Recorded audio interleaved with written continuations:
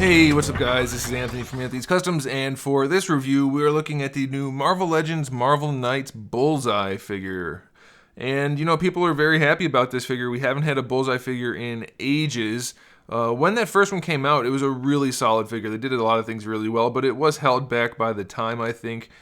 So it's nice to see a new version, a contemporary figure for this character. And so like I said, a lot of people are very excited. It does do a lot of things really well, but it does do some things not so well. So we're going to talk about all of it so you guys can get an idea before you make your purchase. So let's go ahead and get this guy off the stand so we can take a closer look.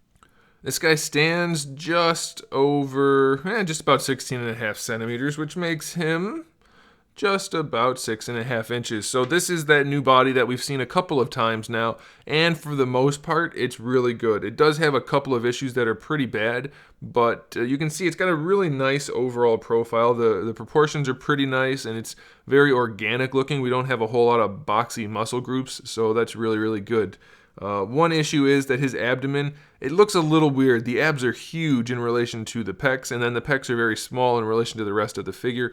That's mostly due to the butterfly joint, which does work exceptionally well. This is easily the best butterfly joint on any Marvel Legends figure ever, but it does make the sculpt sacrifice a little bit. So you're going to have to decide which you prefer.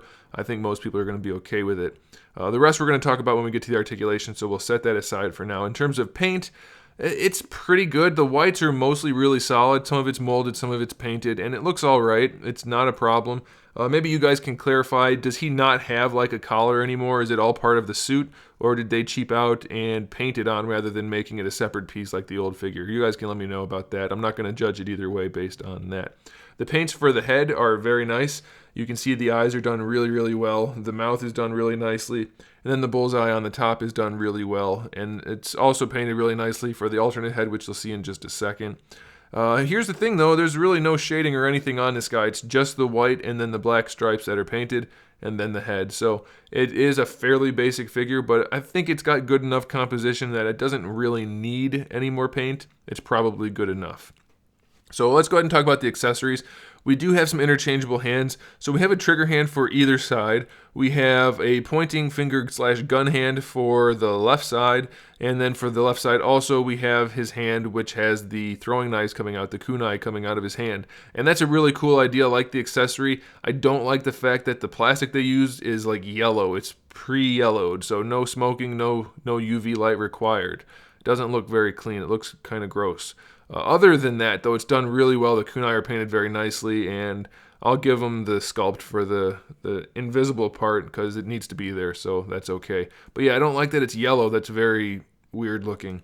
He does come with a knife, which we've seen before, and that goes into his belt, and that's okay. It gets a little bit in the way when you're posing him, but it's not a big deal, and you can remove the belt, so that's all right. And then we have this really terrible gun that we've seen before, and it's made out of a really crappy plastic, and it really shouldn't be included in this guy, unless he's known for using a gun like this, which I don't think he is, but you can correct me if I'm wrong about that.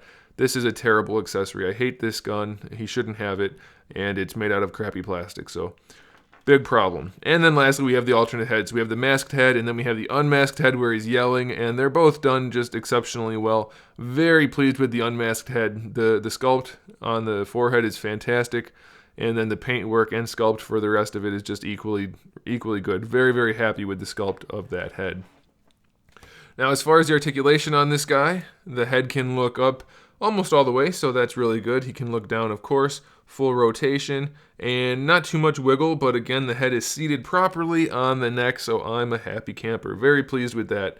And it has all the articulation you need, so that's good. As we mentioned before, the butterfly joint is fantastic. It works exceptionally well. No problem at all with that, other than it does make the pecs insert in a very weird way, so his pecs look very weird. But if you can live with that, then you're okay. For the shoulder, we have your standard ball hinge. It goes up to pretty much horizontal. You could probably force it a little bit higher, so that's good. Full rotation, of course. You have your bicep swivel on there. Double jointed elbow, which works nicely. And then you have your wrist swivel since they're interchangeable, and your wrist hinge. All of the hands have the standard vertical wrist hinge, by the way, no horizontal wrist hinge, or vice versa, whichever way you want to call it. The ab crunch on this guy is another thing I mentioned that's not great. You can kind of see before you even use it how this part of the abdominal section sticks out, and it looks a little bit weird like that, but then when you bend it, he looks almost pregnant. So it's definitely not the best thing, and it's not even sculpted up here. So this figure is so close to being a fantastic body, and then they kind of just screwed the pooch right there. It's definitely something you can live with, but it's not ideal to have a pregnant Bullseye figure. And it looks okay from the back. It has pretty good range, so functionally it's fine. Aesthetically, not as much. For the waist, it works just fine. The belt is obviously soft plastic, so no issues there. For the hips, we don't get to go out that far. Surprisingly limited. Definitely could have done a better job with that, but it's probably far enough. Going forward, not really a problem at all. Full range, no issues there. Thigh swivel works just fine. Hey, I just realized they painted that buckle, so that's nice. Thigh swivel is fine. Double jointed knees, fantastic. Maybe the best double jointed knees on a Marvel Legend. Very, very well done. We have a boot swivel if you want that. We have the shin swivel built in, so that's good. The ankle hinge goes really far back and far enough forward. And then you have your ankle rocker, which really doesn't even need the swivel. It's almost the proper angle for an ankle rocker, so that's good. But you also have that boot swivel. So yeah, this guy's a really good figure. Definitely not the perfect body mold, but I like their direction. I like what they did with this in many ways. And then the execution of this particular figure on this mold is pretty good. So I think you guys are going to like it. I would recommend it. It is available at Big Bad Toy Store, so check it out in the link in the description below. And there you have it. Make sure you subscribe to the channel, guys. I have new videos up every single day. We talk about action figures, movies, TV shows, video games, all kinds of fun stuff. So make sure you come back for that. Give the video a thumbs up if you liked it. And in the meantime, keep collecting.